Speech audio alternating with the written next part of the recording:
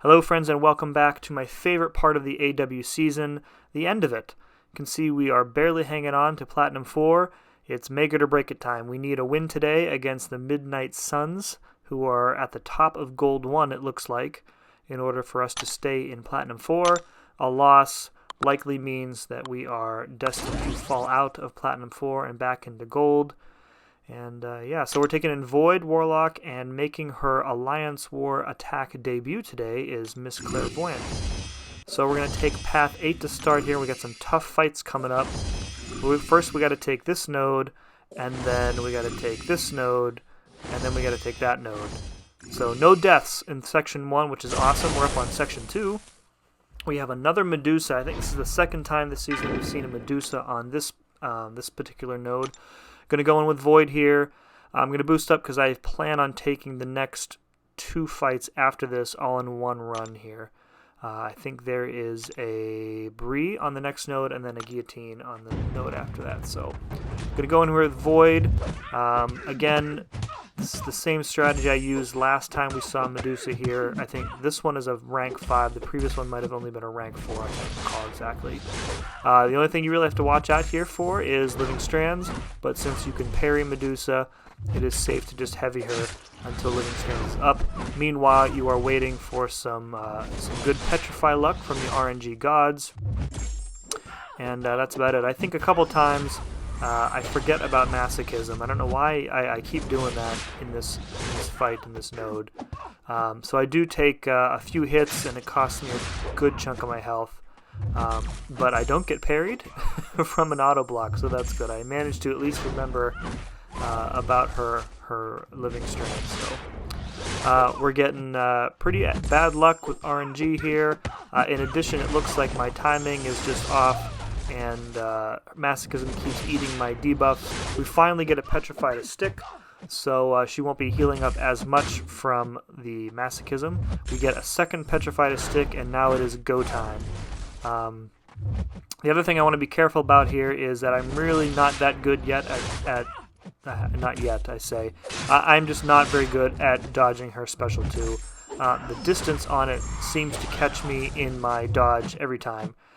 So I'm trying to avoid pushing her over 2 bars as much as possible unless I absolutely need to.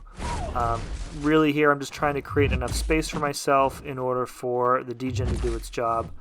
I can't reverse heal her because of Indomitable, of course, but I really just have to give myself enough space. So I get backed into the corner, it's easy to get caught and die. Medusa's AI is typically very aggressive, very Venom-like. Maybe not quite as bad as Venom's is. She will usually only do 2 or 3 hits and then back off, whereas Venom will typically do upwards of 3, 4, and even a full 5-hit combo before backing off. So, all right, so you can see I took a nice chunk of damage, but fortunately we got her down with the full attack bonus. So pretty happy about that. All right, next up we have Brie on Buffet. This is the 7th time I went and looked. This is the 7th time in 12 wars that we fought her on this node, so you guys should know what to expect by now. This person is running Suicides, and I believe this was only rank 4 unless I missaw the champion select screen there. Anyway, so I couldn't get I did get the infection up in time briefly for a little bit of extra bleed damage on her, which is fine. Had to dodge one S1, that's pretty typical of this fight as well, but once you get the armor breaks up and some weakness debuffs and a bleed, the power drain starts to out-drain your power giving that you're giving her from the damage, so she goes down pretty easily. I love watching this end animation.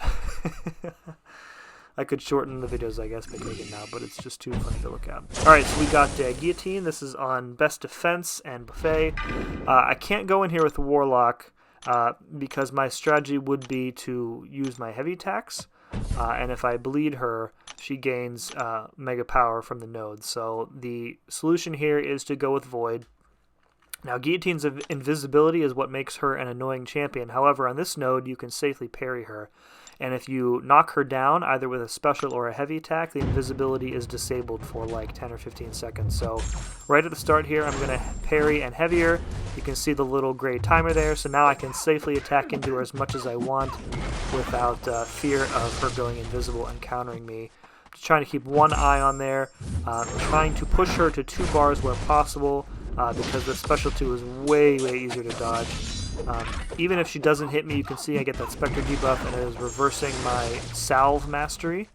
And that's about it. It's interesting that it doesn't reverse the willpower from that Spectre debuff. Or maybe it is, and it's just coming in a bunch of little numbers, which is really odd. But anyway, this Guillotine, you know, if you don't have to deal with her invisibility, she is really easy to deal with. You can see this is a rank 5, and her health pool isn't largest, of course, but between, you know, just a few heavies, her invisibility becomes a non-factor, and she goes down very easily.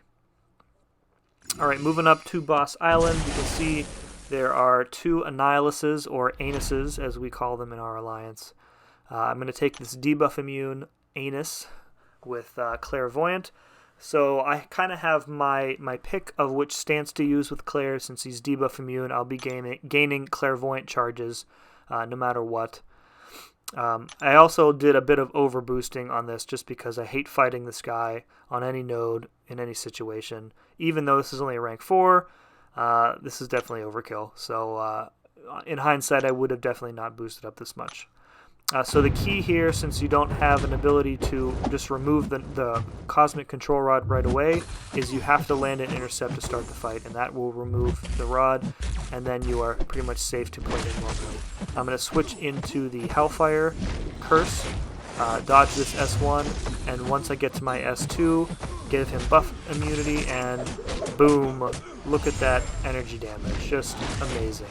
Dodge a second S1, and we are going to just destroy this Annihilus. One more S2, I believe, does him in, and boom, down he goes. Easiest Annihilus fight I've ever had in my life, by far. Alright, so that was it for me, and surprise, surprise, we came out with the victory in our final war. I am fairly certain that this will secure our place in Platinum 4. I also wanted to point out how close this war was, so you can see here we won by 80 points, which is equal to a single attack bonus. So if we had one more death, we would have ended up tying, or if they had one fewer death or 2 fewer deaths, they would have won. So super tight war.